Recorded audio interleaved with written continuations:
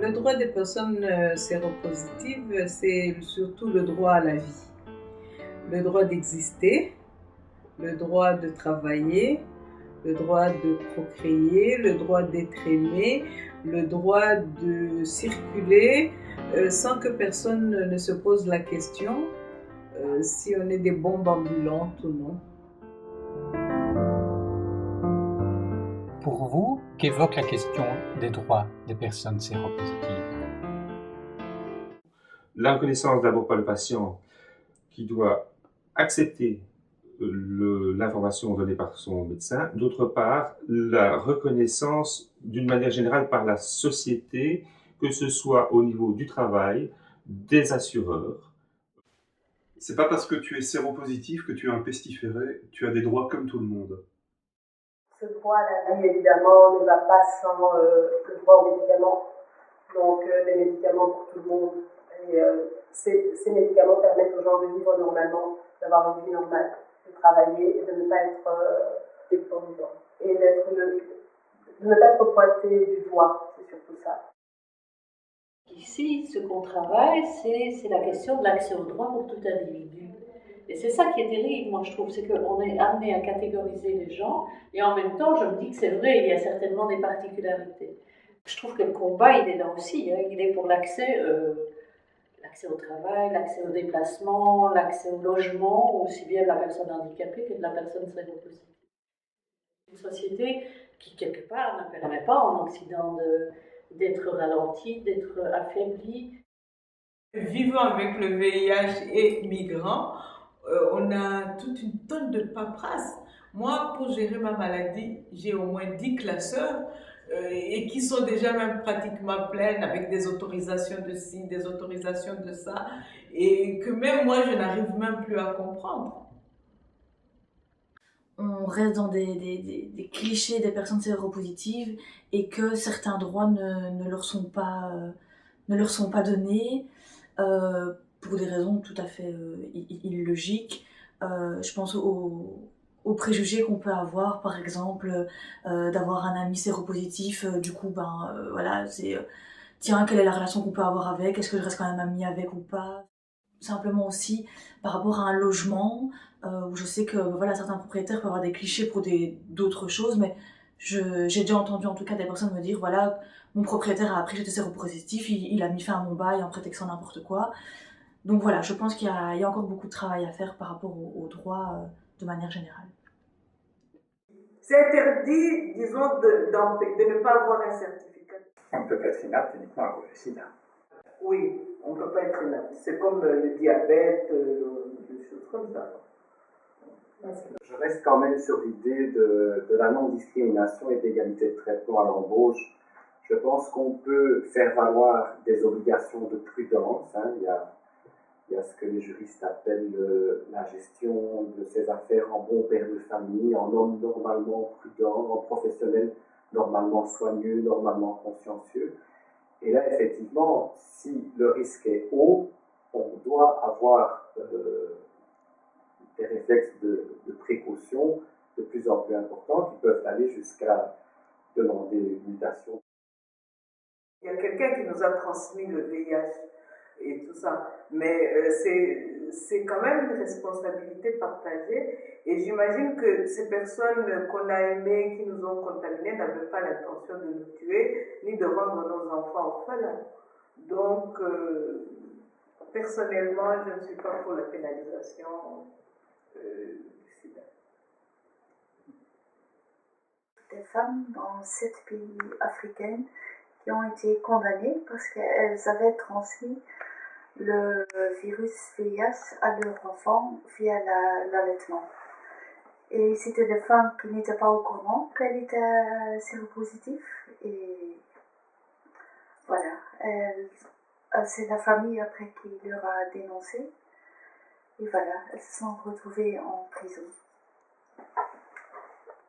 On a appris qu'il y a des pays, par exemple, où on stérilisait les femmes Ou alors on leur enlevait carrément leur matrice ou des choses comme ça. Et alors maintenant, on a quand même la chance de pouvoir avoir des enfants sains, et c'est quelque chose de merveilleux. Donc, et maintenant, les femmes vont avoir le droit à la procréation, et je trouve ça génial. Énormément de gens n'ont pas conscience d'avoir des droits. Ils sont parfois tellement écrasés par une série de contraintes et un discours dominant sur le fait qu'ils sont juste tolérés et que si on les aide un petit peu à la marge, c'est déjà bien suffisant. Ils ont déjà cette perception-là de leur situation, et c'est tellement clair pour eux qu'ils n'imaginent même pas qu'ils peuvent poser d'autres questions en termes de droits.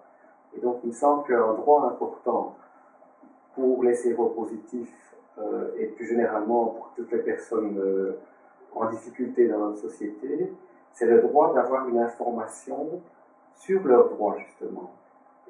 On est à un stade aujourd'hui où l'éducation prioritaire, elle doit être délivrée en direction de l'environnement de ces personnes-là.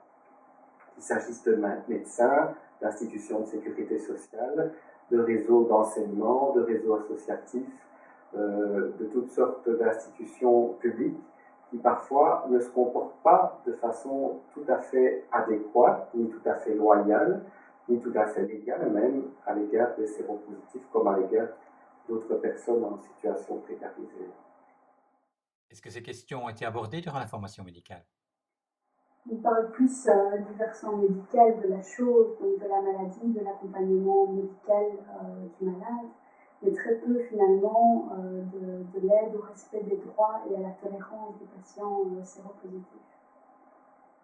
C'est aussi la prise de responsabilité par rapport à sa maladie. C'est vrai qu'il y a des questions plus complexes, notamment quand le partenaire est mis en péril. Je pense que c'est à la société de réfléchir à tout ça et de bien accompagner le patient séropositif. Mais ils ont aussi des devoirs. Et en fait, ne pas parler que des droits et des devoirs des séropos, mais de la société, ça va vraiment dans les deux sens, mais pour tous les acteurs. Je crois que les séronégatifs ont un devoir de bienveillance et de ne pas stigmatiser le séropositif en disant que c'est de sa faute. Cette notion de faute liée à la maladie est insupportable. Voilà, c'est assez insupportable. Les gens vont de moins en moins faire des dépistages, de peur justement de savoir. Les gens ont peur de savoir à cause de cette culpabilisation-là. Et alors, donc la plupart j'ai vu des statistiques où on disait justement que 30% de personnes ignorent qu'ils sont séropositifs ou pas. Donc imaginez un peu, donc les gens peuvent être aussi, ne pas savoir, et c'est ce ne pas savoir-là qui me gêne, moi. Est-ce qu'il est intéressant, judicieux de dépister des gens qui ne veulent pas être dépistés? Et une fois dépistés, qu'est-ce qu'ils vont en faire, effectivement? Un principe de responsabilité qui est traduit en droit par des dispositions qui disent qu'on doit être prudent, on doit être normalement consciencieux, normalement diligent, normalement soigneux, normalement précautionneux dans des situations à risque. Et on peut voir sa responsabilité, y compris sa responsabilité professionnelle engagée, si on ne produit pas le comportement d'un homme normalement soigneux. Donc on ne demande jamais aux gens, ni aux professionnels, ni aux médecins, d'être des super médecins ou des superman ou des super professionnels. On leur demande d'être dans la norme. Ça veut dire que les juristes eux-mêmes intègrent l'idée de risque et intègrent l'idée qu'il n'y a pas de risque zéro. Il faut se rendre compte que le séropositif prend également des risques dans une relation, parce qu'il peut aussi mettre sa santé à mal en ayant des relations sexuellement protégées. Il peut aussi, c'est pas évident pour lui non plus de se confronter à la réalité de sa maladie par rapport à l'autre. Et ce n'est pas facile pour lui non plus.